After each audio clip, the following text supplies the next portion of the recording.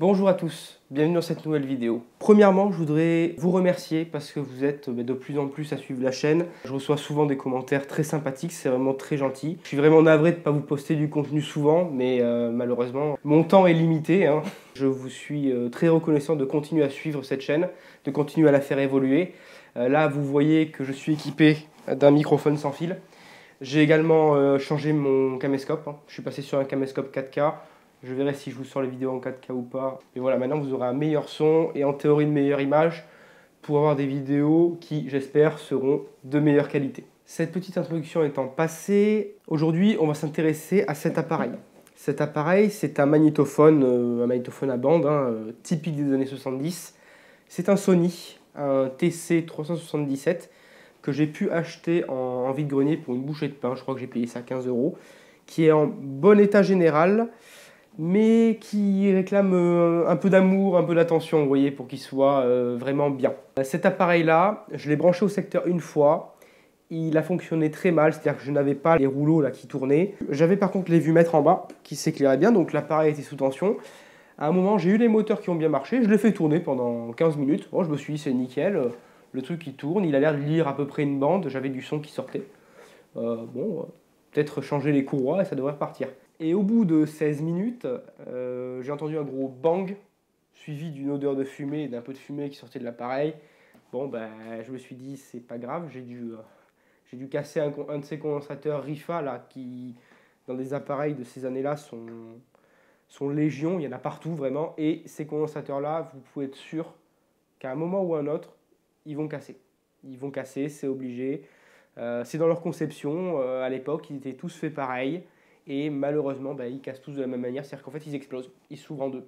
Peu après, je n'ai carrément plus pu alimenter l'appareil. Donc on va regarder aujourd'hui ce qui se passe, on va le démonter, on va le nettoyer aussi, parce que bon, vous ne le voyez pas là de loin, mais vraiment, il n'est pas propre du tout. Du tout, il est dégueulasse, hein. Nous voici plus près de l'appareil et là on peut constater vraiment le niveau de saleté, hein, qu'il y a dessus. C'est vraiment pas propre du tout. Ici, les boutons, les enjoliveurs des boutons s'en vont complètement. Hein, voilà.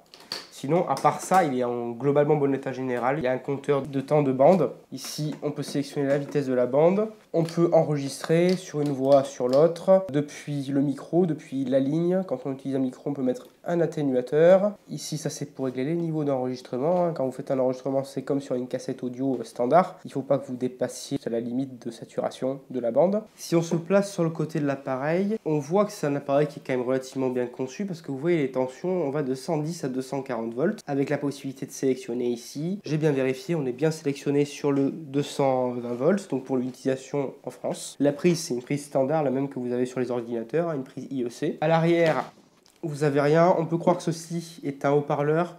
C'est une aération. Ce n'est pas un haut-parleur. Et sur l'autre côté, c'est là où vous allez avoir toutes les entrées, entrées-sorties de l'appareil. Les entrées de niveau ligne, une entrée spéciale pour l'enregistrement et une sortie ligne pour pouvoir aller directement vers une enceinte amplifiée, une chaîne stéréo, un ampli, enfin tout ce que vous voulez. Ici, vous pouvez voir les différentes têtes, tête d'effacement, tête d'écriture et tête de lecture. Tête de lecture a l'air d'être en bon état, il faudra la nettoyer. Tête d'effacement, elle m'a l'air correcte. Tête d'écriture, elle est complètement foutue en fait, hein, on n'est pas censé avoir ceci à vif, hein. Je m'y étais préparé et j'avais approvisionné en avance de phase un bloc-tête complet. Vous pouvez vraiment apprécier la différence. Alors en plus, l'avantage c'est que celles-là, elles sont relativement propre, ce qui n'est pas du tout le cas de celle qui a monté sur l'appareil, avec les rouleaux aussi qui sont propres, donc c'est plutôt bien. Et donc vous pouvez voir ici que effectivement la tête d'écriture en haut et en bas n'ont pas du tout la même tête. On retourne devant, cette partie-là se retire, vous voyez qu'elle est abîmée, donc ici il faudra refaire, je vais refaire ça avec une résine je pense, mais il faudra réparer. Donc ça, je vous montrerai. En attendant, vous voyez que cette partie-là est quand même pas très jolie. Donc je vais aller la mettre directement dans de l'eau, hein, pour la laver. Je vais la faire tremper. On va réessayer de le brancher au secteur, voir s'il s'allume. Et une fois ça fait, on va le démonter et regarder à l'intérieur comment on peut essayer de réparer. On branche le secteur sur le côté. On passe on. Rien ne se passe. Ça ne s'allume pas. C'est un petit peu dommage. On débranche. Avant de procéder au démontage, je vais retirer la bande. Alors c'est une bande qui m'a été donnée avec l'appareil. Elle est tout à fait rincée, donc je sais que je la manipule pas correctement, mais vous voyez ici, sur le rouleau qui contient la bande, vous avez des bouts d'élastique qui sont fossilisés à l'intérieur. Donc pour moi cette bande là, à part pour vérifier que ça fonctionne, elle fera pas plus. On commence le démontage, 4 vis.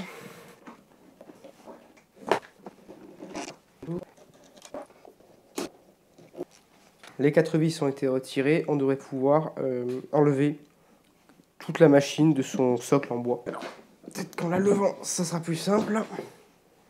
Vous voyez qu'en haut, quand j'appuie, ça bouge. Donc, peut-être qu'en tirant, oui, comme ça, ça a l'air de bien vouloir sortir. Parfait. On peut glisser les mains à l'arrière. Et voilà. Voilà l'appareil complètement démonté. Pour pouvoir travailler dessus et protéger les contrôles en façade, je vais le remettre sur le socle en bois. Et ici on a une vue de l'arrière de l'appareil, avec ici l'interrupteur qui semble nous poser problème. Et en haut, le beau condensateur. Alors c'est pas un Rifa, c'est un NCC, mais bon c'est pareil, qui a explosé. Et voilà, oh le beau condensateur orange. Voilà, qui est totalement éventré, hein, bien entendu. Alors, il est sur le switch de sélection des tensions. Donc, je pense que c'est juste du filtrage. Je vais vérifier dans le manuel de service. On va essayer de le retrouver. Pour ça, si c'est juste du filtrage. Si c'est juste du filtrage, dans ce cas-là, on fera simplement une ablation du condensateur. Ce sera plus simple. Donc, ce condensateur-là qu'on a retrouvé complètement éventré, c'est pas vraiment un condensateur, c'est plus un filtre. Il est en parallèle de l'alimentation du transfo. Donc on peut le retirer, c'est pas très grave. Si ça gêne le fonctionnement de l'appareil, on en remettra un, mais pour moi, il n'est pas du tout obligatoire. Voilà dans quel état il était à l'intérieur. Maintenant, on va se pencher sur ce bouton marche-arrêt. Donc déjà, je vais regarder dans quelle position je l'ai laissé.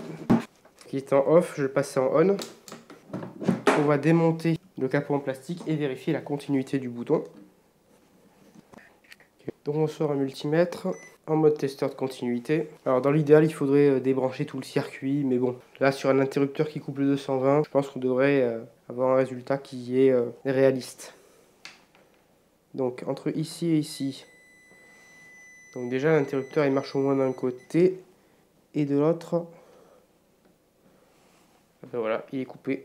Bon déjà, on a quelques boutons qui ont décidé de se faire la malle lorsqu'on a renversé le système dans la boîte. On va les mettre là. Ensuite, il suffit simplement de tirer dessus. Je pense qu'ils vont aller tous retrouver leurs copains, le cache des têtes, là, dans le bain de flotte pour qu'ils reprennent un aspect un peu plus jovial que ça. Certains tiennent encore. Il faut enlever aussi donc le gros ici. Alors lui, hop, c'est pareil, on le tire.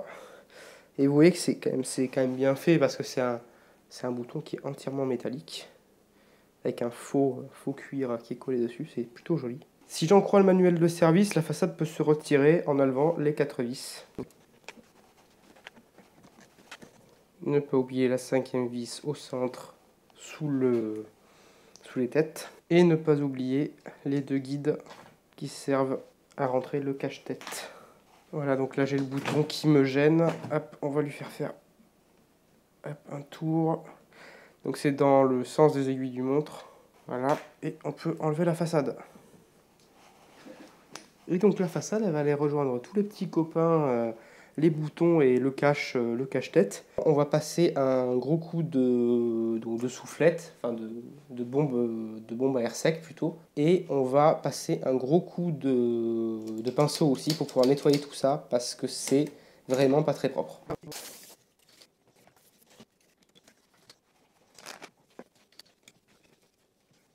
Bon, ça a une un peu meilleure tronche, c'est plutôt pas trop mal. Je vais remplacer les courroies. Alors ça m'a l'air assez facile à remplacer. Dans le pire des cas, si j'ai besoin d'aide, je me référerai au manuel. J'ai ce lot de courroies que j'ai acheté sur eBay. Il y a une longue épaisse, qui est celle qui va ici, qui est à mon avis la plus compliquée à monter, parce que c'est celle qui est montée sur je vais dire le volant moteur, mais oui c'est un petit peu ça, sur le volant d'inertie, qui est ici. On avait une un peu moins épaisse, qui est à mon avis l'une des plus faciles à remplacer, qui est celle-là. Et ensuite, les deux pour pouvoir faire marcher le compteur de bande. Une ici, celle-là, qui est complètement détendue, complètement foutue. Et une en bas, celle-là qui se relie directement au compteur de bande. Une chose qui est bien sur cette machine et qu'on voit pas souvent sur des machines qui ont des courroies, c'est que là, les courroies n'ont pas commencé à pourrir. Je vais quand même pouvoir faire un nettoyage à l'intérieur des gorges de chacune des poulies, mais ça ne sera pas aussi horrible que si elles avaient été transformées dans un goudron absolument ignoble, comme on a sur beaucoup trop de ces machines-là. Donc ici, c'est la courroie moteur. Donc, est-ce qu'on peut la retirer facilement? Oui. On va la retirer. Voilà. Et ici, elle passe en dessous. Comme ceci. Parfait. Elle n'est pas en trop mauvais état. Elle est encore assez élastique, ce qui est une bonne chose. Mais bon, on ne sait jamais. Je vais commencer par des lingettes humides imprégnées à l'alcool pour pouvoir bien nettoyer. Et s'il y a besoin, j'irai au coton-tige. Et pour me faciliter la tâche, on va carrément la retirer. Vous allez voir maintenant que vous êtes rapproché, on a deux anneaux élastiques. On a un anneau élastique ici à l'arrière qui permet de tenir une espèce de plaque de pression. Il y a un réglage qui a été fait en usine. Je ne vais pas y toucher. Et ici, on a un autre anneau élastique. Voilà, qu'on peut tirer avec un tournevis. Il faut faire attention, ces trucs-là ont tendance à voler.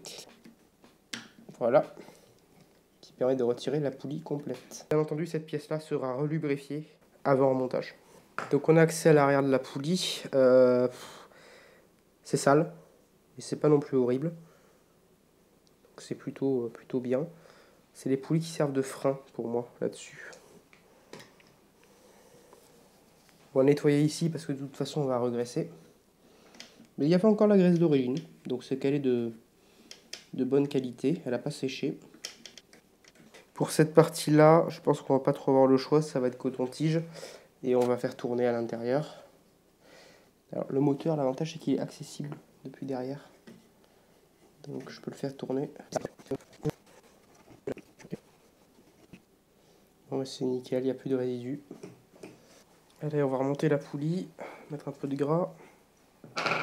Alors j'utilise une graisse multi-usage.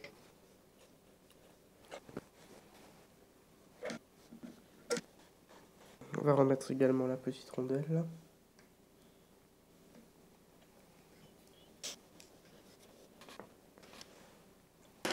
Ensuite, on va pouvoir passer la courroie, d'abord en haut. Et ensuite en bas. Et voilà, courroie installée. On va s'occuper des autres. C'est globalement pareil. À l'arrière de cette poulie là, il y a un circlips, donc je vais l'enlever.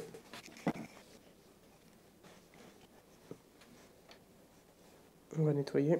On va retirer cette poulie là pour pouvoir la nettoyer aussi. La seule que je pourrais pas vraiment beaucoup nettoyer, ça va être celle qui est en bas là, sur le compteur de bande. Mais bon, c'est pas très grave. Vous voyez là sur la bobine pour le compteur de bande, vous voyez que il y a du résidu quand même. Mais ça a l'air de partir avec un coup de lingette. Je vais retirer la courroie du compteur de bande qui est étendue, qui est en mauvais état. Je vais essayer quand même de passer un petit coup au moins autour et au-dessus pour faire quelque chose de propre. C'est assez difficile d'accès, mais on arrive quand même à sortir un petit peu de saleté. Et ensuite on va pouvoir mettre la courroie neuve qui va jusqu'au compteur de bande. Là elle est bien mise. On la fait passer derrière les ressorts. Hop, derrière tout ça. Et on la met ici sur le rouleau. Ensuite on la pousse bien au fond. Pas qu'elle gêne. On fait quelques tours, on vérifie que le compteur fonctionne et qu'il reset. Ça a l'air de bien marcher. On va pouvoir remonter la poulie qu'on a au préalablement graissée à l'intérieur. On va prendre la courroie qu'on va mettre ici. Ensuite on va commencer à glisser ici la poulie. On met la courroie sur la bobine. Et maintenant c'est un petit peu technique. Il faut redresser ce mécanisme là. Hop, sans qu'il bouffe la courroie. Une fois qu'il est à peu près à cette position, on verrouille comme ça et on fait descendre. Ensuite, il faut insérer celle-là. Ça sert au centre, on a graissé à l'intérieur avant. Ici, on va dégager le mécanisme là. Et on est bon. Il ne reste plus qu'à remettre les deux rondelles et le circlips à l'arrière. On n'a plus qu'une courroie à remplacer. Celle-ci, ça va être, je pense, la plus compliquée à faire. Pour la remplacer, il faut tomber cette partie-là. Donc je vais commencer par démonter les vis.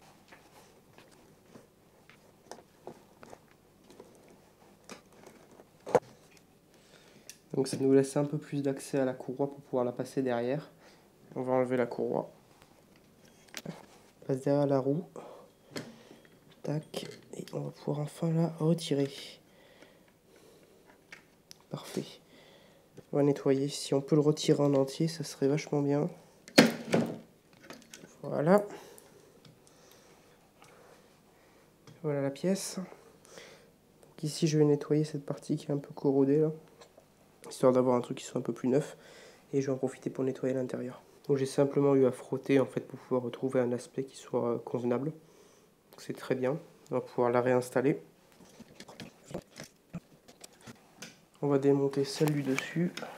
Donc là c'est le même principe que de l'autre côté. On va passer la courroie neuve. Donc on la passe derrière.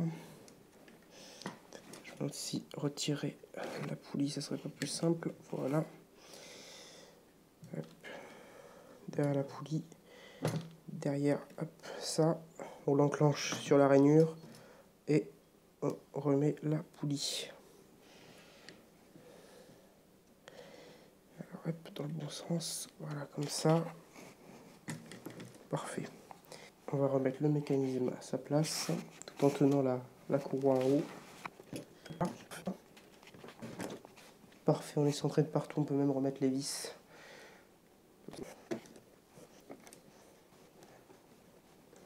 On va prendre la poulie qu'on a nettoyée tout à l'heure, on tient la courroie, on met la courroie sur la poulie, on vérifie qu'on ne fait pas de nœud, on a regraissé ici, et ensuite on vient enquiller directement la poulie hop, à l'endroit où elle est censée être.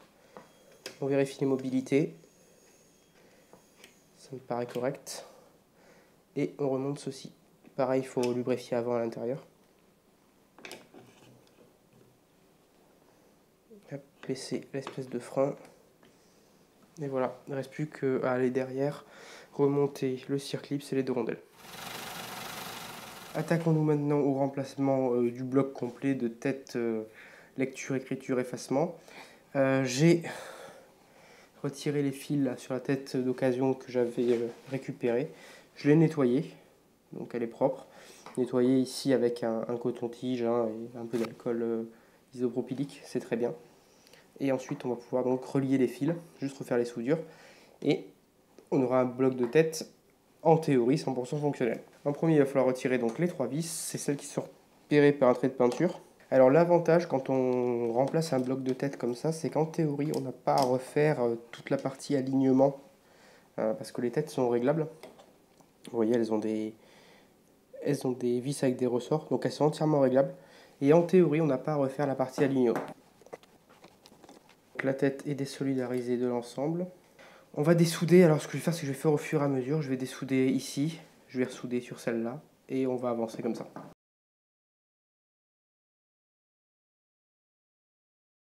Il ne reste plus qu'à remonter le bloc de tête.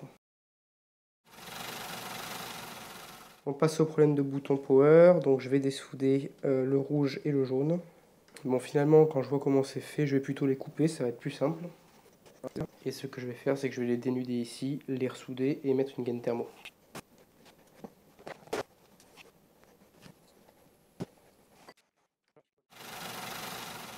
On va juste prendre une brosse et gratter pour enlever la saleté. Pour ce qui est de la façade avant, ça va être brosse ou savonneuse et puis on frotte. Une fois la façade nettoyée et rincée, il ne reste plus qu'à la laisser sécher. J'ai fait quelques vérifications, des essais de lecture, des essais d'enregistrement. J'ai eu quelques soucis et je voudrais vous en parler. Le premier souci que j'ai eu, c'est avec ce levier-là. Ce levier qui actionne ici. Ici, vous avez le tendeur en fait, qui permet de tendre la bande. Et ça fait également pause. Pause, donc il y a un petit frein avec 2 patins en haut ici.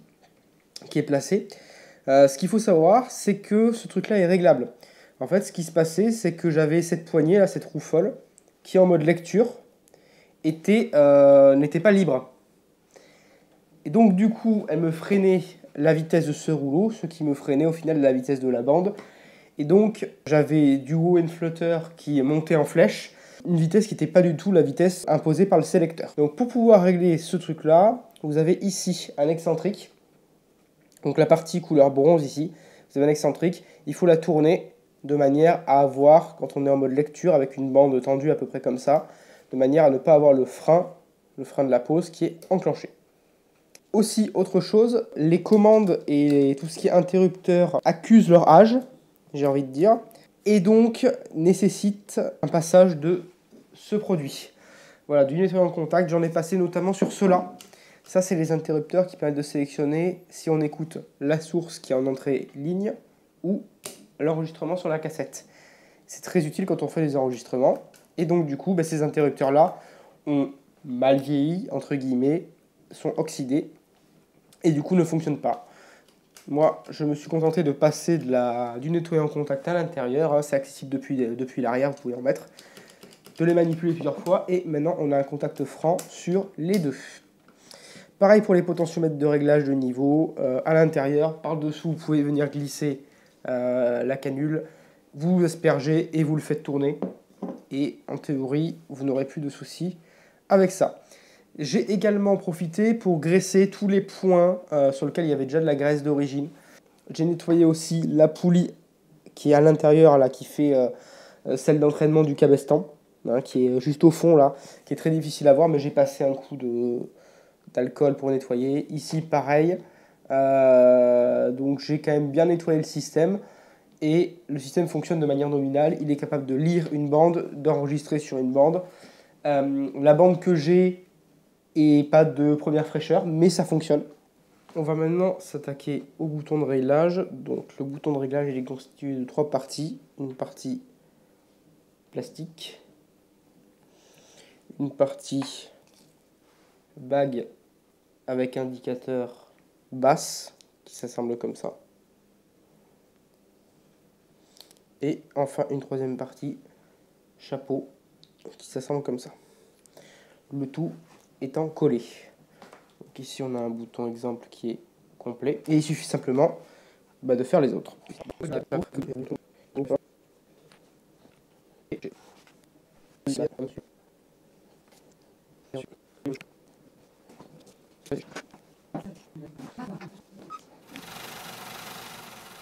On va pouvoir remonter l'appareil dans son caisson, mais avant il faut lui remettre sa façade. Donc ça c'est la façade qu'on a nettoyée.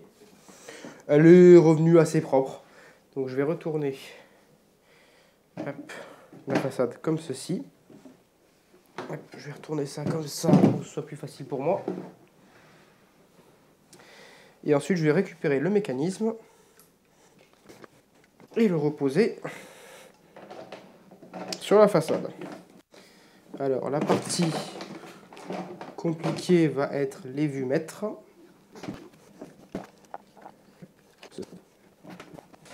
On va remettre les deux vis à l'avant.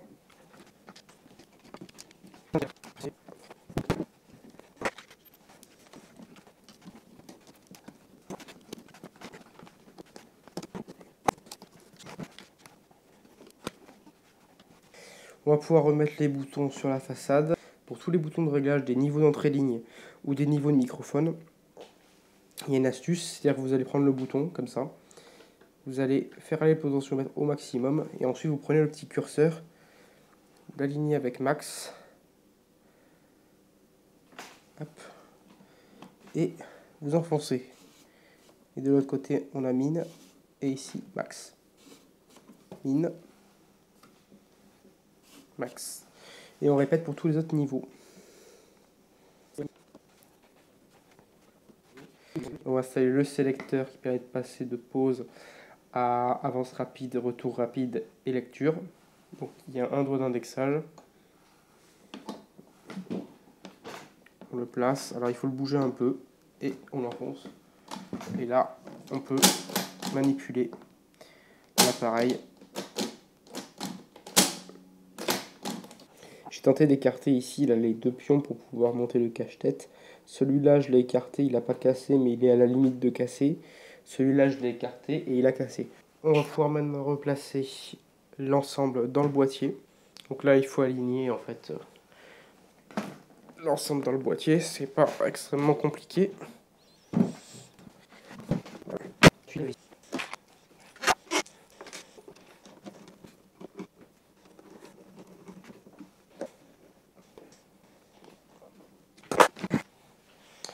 On va pouvoir passer un nettoyage extérieur du boîtier.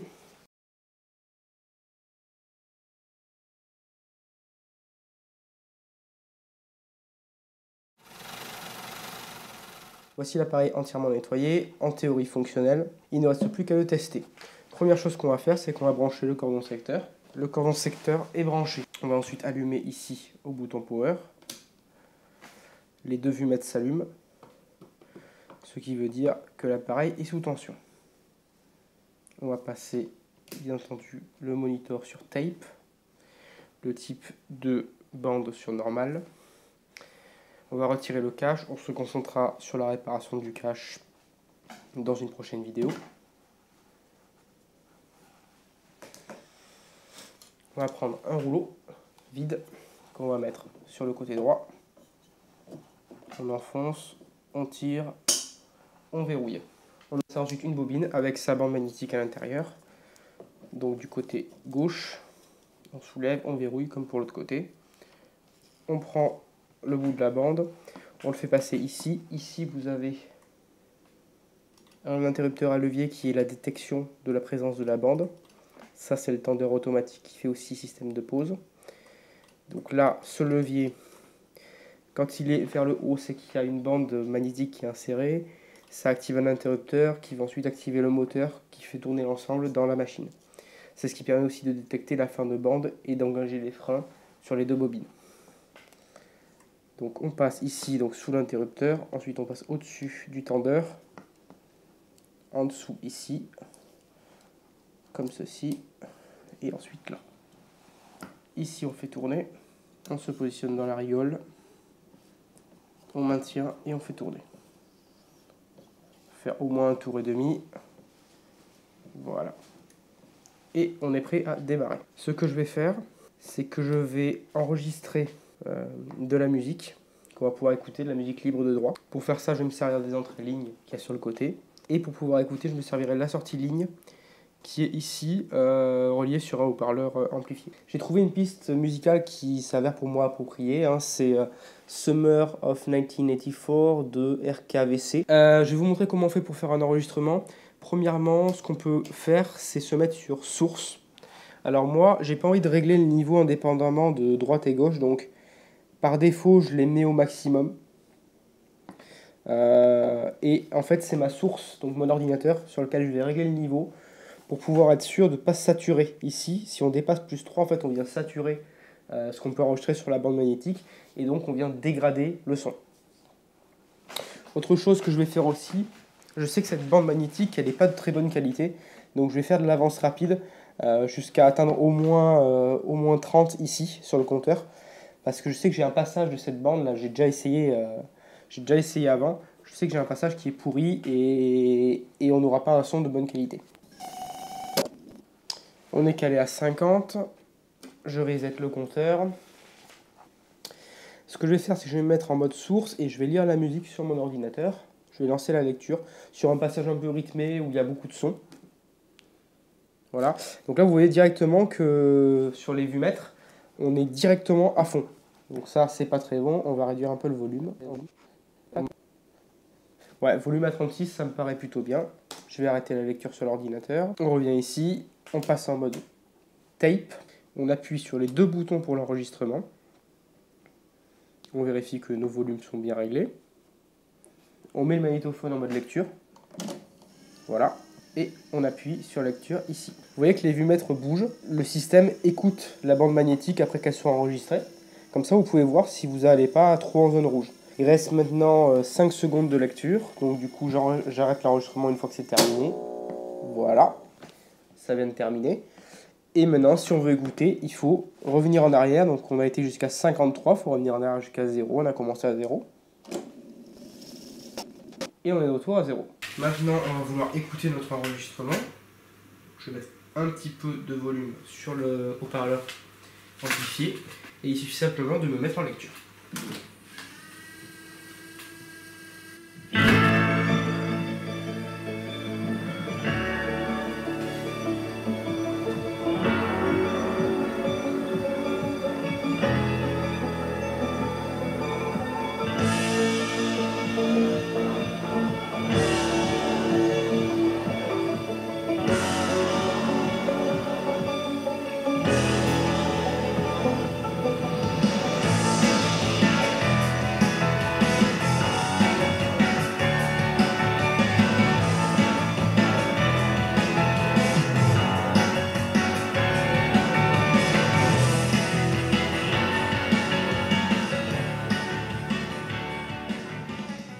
Cette vidéo est à présent terminée. Si ça vous a plu, n'hésitez pas à mettre un pouce bleu, à écrire un commentaire.